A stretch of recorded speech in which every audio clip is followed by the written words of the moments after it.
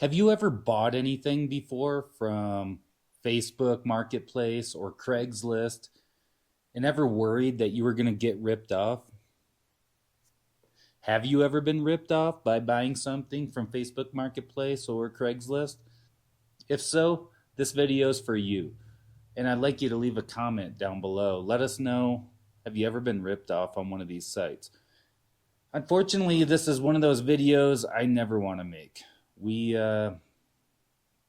Unfortunately, we recently got ripped off on buying something, a large item off Facebook Marketplace, and it cost us a whole lot of money, and it's a tough lesson to learn. Just a little bit of background: we have bought and sold a ton of things over the years off Marketplace, Craigslist, those type of sites, and mostly power sports. I bought a lot of other like random stuff, small items, things like that. But over the years, the big items are the things that always make you worry. You know, buying something like a vehicle or a power sport of some sort. We bought all kinds of dirt bikes. We've bought multiple boats before. We've bought all kinds of auto parts. And then all kinds of like small random items. But in this video, what we're going to talk about is the most recent item that we got burned on super bad was a boat. The last boat that we had, we sold. We had a nice Supra wakeboard boat, and we sold it when the kids were babies. We knew we were moving, and we knew we weren't going to have time to use it, so it was like, why have a boat right now? We don't really need to have a boat. So what we did is we sold it, and we sold a lot of things when the kids were little. We didn't have time to use it. But as they got bigger again, we got back into the power sports stuff again, started dirt biking more, messing around with their homemade rock crawlers and stuff like that, and started getting back into all the things we used to do. And with that, we wanted to get a boat again. Now that the kids are big enough that they can swim, we know they're not going to fall off a boat and drown because even if they didn't have their life jacket on, they can swim. They're strong swimmers. So we figured, let's get a boat again. So last fall, we started looking around for boats, and we're just like, hey, it's fall. If there's any good deals, maybe we'll jump on one. Maybe it's a good time to find one.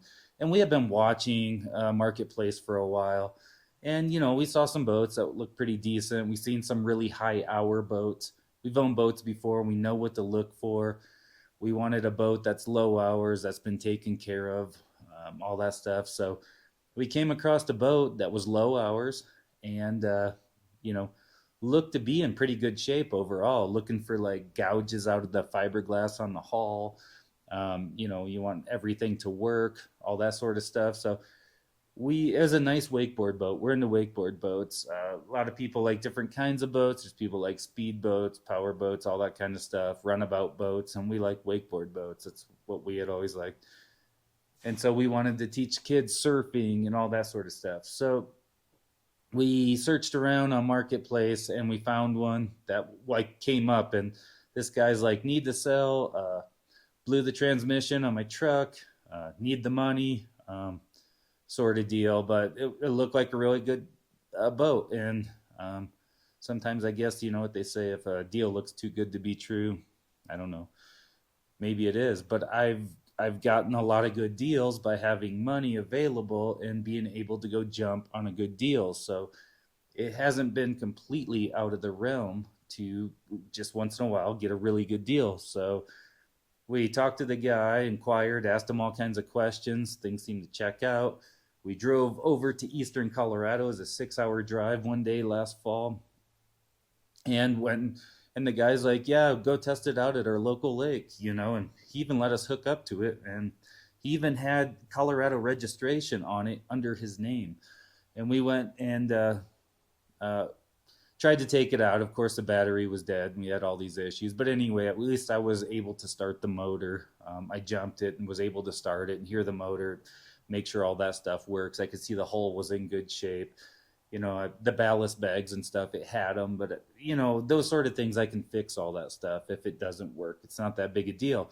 Overall, the boat was in really good shape and everything seemed to work. And so anyway, we had brought money in cashier's checks and paid the guy in cashier's checks, and We wrote out a bill of sale. We even took a picture of the guy's ID, and he let us do all that. And like I said, once again, his he had the boat registered in his name in Colorado. And the one weird thing that stood out is the trailer. On the trailer, he didn't have a license plate. And we asked him, "What about the license plate?" And he said, "Oh, it fell off." And we're like, "Okay, well, what about a title for the trailer?" Because the boats typically, a lot of times, sometimes they have titles, sometimes they don't, and a lot of times a bill of sale is just fine for that sort of thing. But the boat I wasn't worried about. We're like, what about the trailer? Because that's what we have to get registration on, and that's a pain in Colorado. It's usually like a tedious process, never usually very easy. But he's like, oh, I inherited the boat from my uncle, and I can't find the title. And we're like, okay, well, can you reapply for one? You said you had it registered in Colorado, so all you got to do is reapply for one. Oh, yeah, yeah, I'll do that. So anyway, we take the boat and go back, and we use it several times, take it out. It's got some minor maintenance issues. Overall, it's super clean. The motor runs great. Oil was clean. It shifts smooth. I just had to replace one ballast bag pump, and like it's a really nice boat for what it was. It was like, man, this is great. So we took it to our local lake, went out a few different days. It was September. It's getting cold in Colorado. They're starting to close up. We're like, let's go out to Lake Powell and do a camping trip like we used to do. Lake Powell is our favorite place on the face of the earth. Let's go out there and just do a tent camping trip with the boat. We'll go out and try it out. Teach the kids. It was nice and warm still out there. So we spend a long weekend out at Lake Powell, go back and do what we used to do back before we had kids. And it was awesome. The kids loved it. We did have one issue where one day we were down lake a little ways, and the rudder, so you have the prop and then the rudder behind it on a wakeboard boat steers it.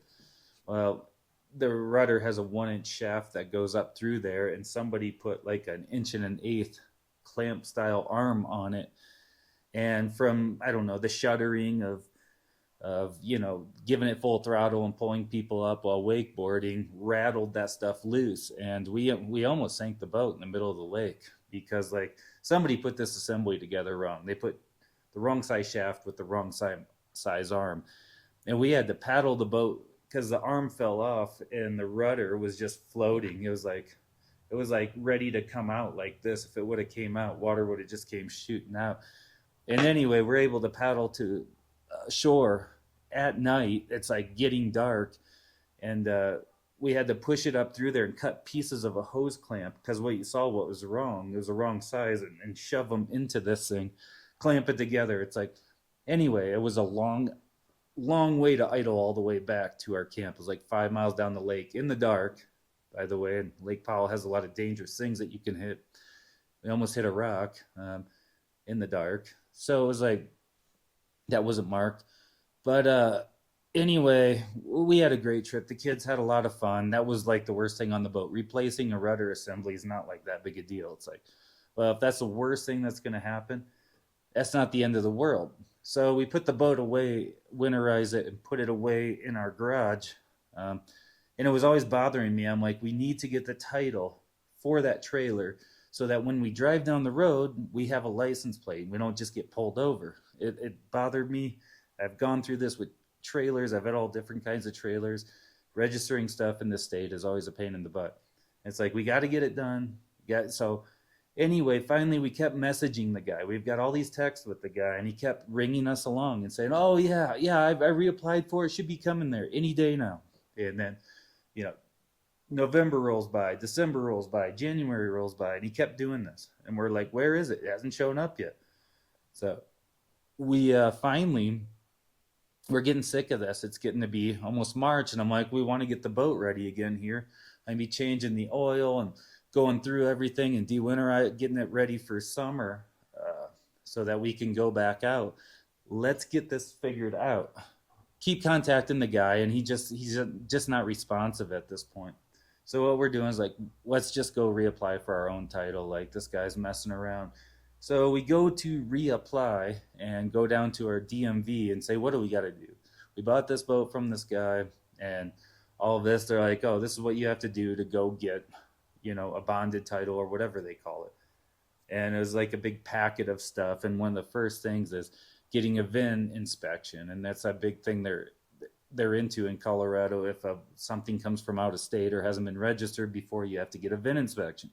This is probably the reason why. And so we pay for the more expensive VIN inspection, and basically the next day, a couple deputies are supposed to come by and take a look at it and inspect it. So I'm at work, and then my wife calls me because two deputies show up a little earlier than they were supposed to, and she's like, you need to come home. So I run home for lunch, and they're like, when we ran the VIN inspection, this boat came up stolen. And we're like, what? This boat came up stolen? And the trailer came up stolen? And they're like, yeah, we need to check the VIN on the boat too. So then they checked the VIN on the boat. Yeah, both of these were reported stolen out of Wyoming in 2022. And we're just like, that was just probably one of the worst feelings ever, because we really liked this boat. It was kids love it. It was a lot of fun. And all of a sudden we're like, well, what does that mean? They're like, well, it means we called the impound tow company, and they're coming to take it, and we have to take it with us. And we're like, what?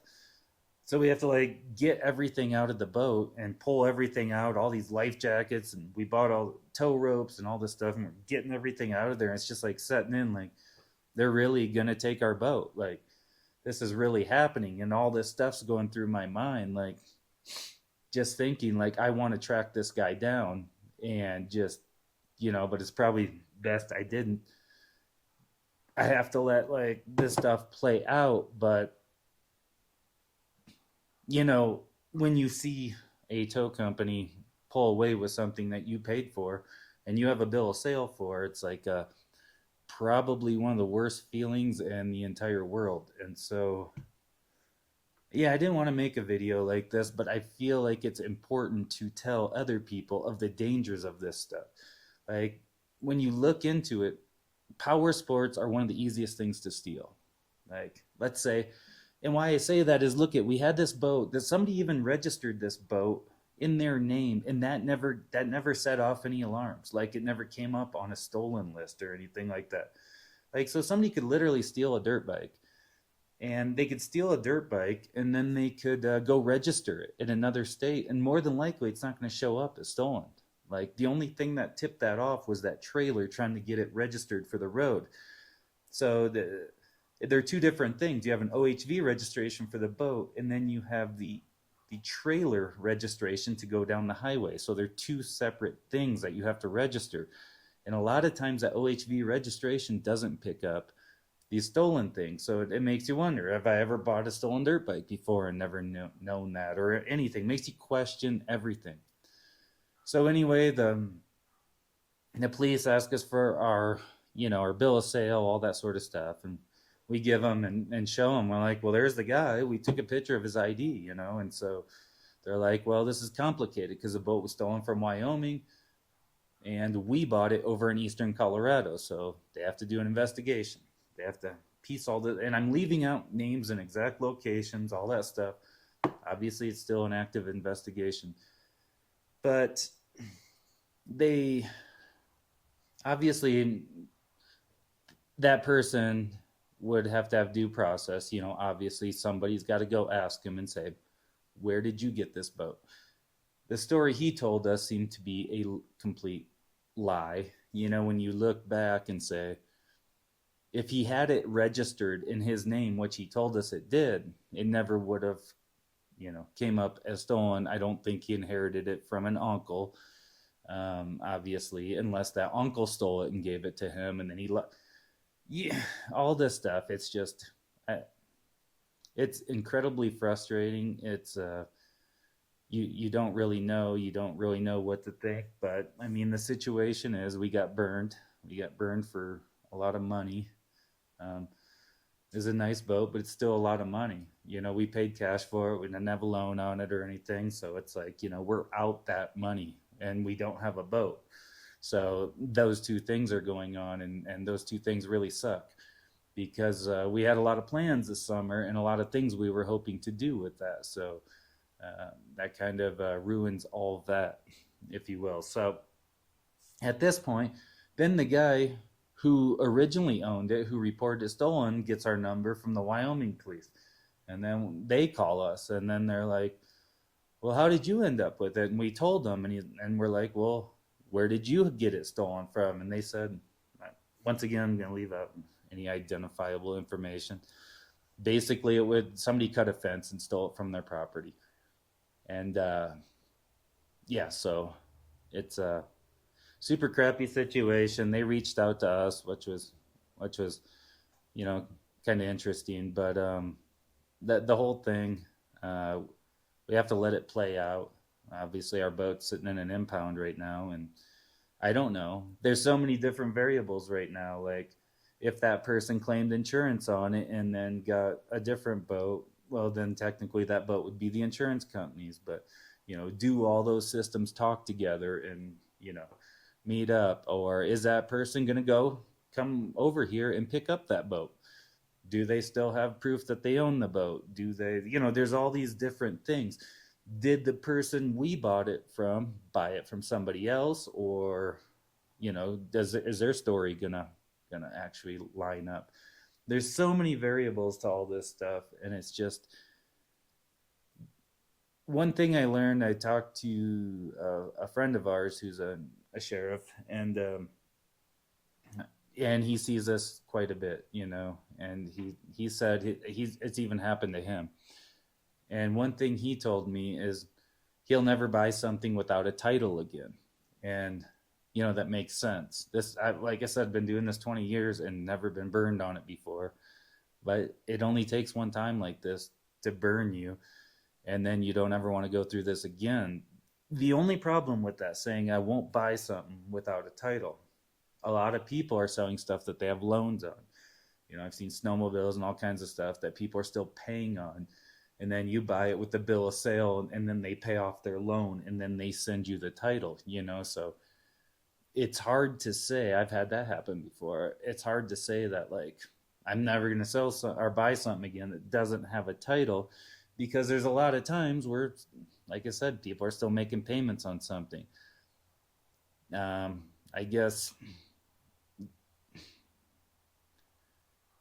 I guess one thing that should have put up the red flags is when the guys kind of hemmed and hawed about the license plate and losing the title. Obviously, it didn't seem at the time like that big a deal, like insurmountable thing. Once again, I looked at the boat and saw his registration. He had it registered in his name in Colorado. So somehow that passed through something, so I don't know. The whole thing, and the original owner told us they never registered it before. They only used it on private lakes. They never even registered the trailer before, because they only used it on private lakes and then would take it to storage. So it's like, you know, people just have to be really careful. I'm just sharing this example, which sucks, for awareness for other people. Like, this is getting to be a really big problem, this whole theft thing, because people can steal stuff, and they can even go register it, an OHV registration, they don't even get caught. It's like, when you think all this stuff would talk together, but it doesn't. It's like none of these systems talk together. It's like everybody's got these standalone systems, and they don't talk to each other. And so there's been times before I've bought all kinds of stuff, and I'm always like, well, if I got my bill of sale to protect me, but you always wonder. It always makes you wonder. Like, most of the stuff we bought, like Powersports wise, we bought new from a dealer, and we just buy and then we pay it off and we keep it for a long time and that sort of thing. But we have bought a lot of used stuff. We bought a lot of different, like, dirt bikes for the kids. I don't buy new ones for the kids. So I think it's important for people to be aware of the hazards on this sort of stuff. These scams and these thieves, they're getting pretty bold. I mean, the fact that somebody would steal something, if he did, and then sell it right on marketplace, like, that's never. He's either the world's stupidest criminal, or he's duped himself. And I just have a feeling he's the world's stupidest criminal. I honestly believe this guy is a complete idiot. Um, I think it was him, but we'll let it play out. But meanwhile, our family got burned bad. You know, our kids had a lot of fun on this boat. You know, we're obviously doing, anybody who's watched his channel, we're obviously doing more four-wheel drive type stuff, but the boat was a really nice break from that because boating's just relaxing. It's just fun to go out on the lake for the day. There's something about being on the water that's like hard to hard to compare to anything else, and the kids really took to it. So I don't know. You know, I guess the next steps. I guess the next steps are cops have to do an investigation. They, you know, multiple jurisdictions, and this guy's got to give his opportunity to say what happened. But I mean, his story doesn't add up already. I don't know. I'm not a police officer, but seems completely full of it. Um, and then even if he's found guilty and all that stuff, how do you get your money back out of somebody like this? Like, so our boat's gone. You know, it's at an impound, and who knows what happens to it? Who knows if it goes back to insurance? Who knows if it goes back to the original owner? I don't know. You know, but it's probably not coming back to us. And then this guy, you know, he didn't look like the type of dude that has this kind of money, tens of thousands of dollars sitting around just ready to give back to us. So it's going to be one of those things where it's like, I don't know, restitution, but it's like squeezing blood from a turnip. How do they force somebody who has nothing to pay somebody back? I mean, he had stuff there. He's got all this stuff on sale for Marketplace right now. I can go on his Facebook account right now. He has a wide range of stuff for sale. And there were, we looked at the reviews before buying this, uh, and it didn't seem that questionable. Now, going back and reading through some deeper reviews, there's other people that have a whole lot of questions and have issues with them. Um, he's got a local business that we dug a little deeper and a whole lot of complaints and stuff there too. So it's like there were things we didn't catch the first time that now we're seeing. Um, I don't know. Maybe we didn't look deep enough. Regardless, um, regardless, situation sucks. I don't know if we'll ever get our money back. If we do, it'll probably be piece by piece because this dude I don't think has much to his name. And take it from there. But it's just an example of every time you buy something, you know, there's all these memes and stuff online, like people risking their life to sell a $20 item on Marketplace. And there's a little bit of truth to that because there's a lot of sketchy people, you know, buying and selling things on these places. I've had a ton of luck for over 20 years buying stuff and selling stuff on these, but I do question when people, I don't like selling stuff and having people come to my house. I usually look at their profile, make sure they're a real person, scroll through all that background information, all that stuff, and make sure you can tell those fake profiles on Facebook when they come through and they're just like a recent profile and they look like they stole someone's pictures and they only have like no comments or likes to any of their pictures. You know, like these, you can tell who a real person is. So it's like, when you see like you've got a real person that you're dealing with, it kind of lets the guard down just a little bit. But the truth is, people who are real people who put their name and everything out there still are dumb enough to try to sell stolen stuff. Like I just can't believe anybody's this dumb. I can't believe it. But unfortunately, it's going to cost our family a ton of time and effort to go back through all of this to try and recover our money or recoup anything out of this. And it's just one of those things. It sucks. They say bad news comes in threes, and we've had way more than that lately. It's just the latest in the game of life lately. But this one's just one of those big ones that a lot of people watch this channel are Powersports off-road people who deal with this kind of stuff. And I think it's important to share this sort of stuff to try to stop these thieves. This could happen to a UTV. This could happen to a dirt bike. This can happen to a boat. This can happen to a jet ski. This can happen to any of this stuff. I mean, rock crawlers, people build a rock crawler from scratch. You build something from scratch, and Sometimes people take the VIN number of the vehicle they took the motor and stuff out of and just say, "Oh yeah, I modified. This was a Chevy, whatever, or this was a Jeep, whatever." Or sometimes you can go get your own VIN number made locally. There's a process to go through that, but it's still one of those things where anytime you're buying and selling this stuff, it's a little sketchy, and I don't like doing it. And there's always a risk to it. But unfortunately, this time we got burnt, and we got burnt bad. And I don't know. I don't know how this is going to play out.